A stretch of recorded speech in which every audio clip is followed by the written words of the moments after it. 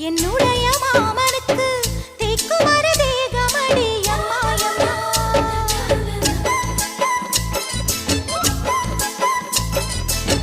மாமன் பெற்ற பெண்ணுனக்கு மையெழுதும் கண் எதுக்கு என்னை வந்து கொல்லுதடி அம்மாயம்மா.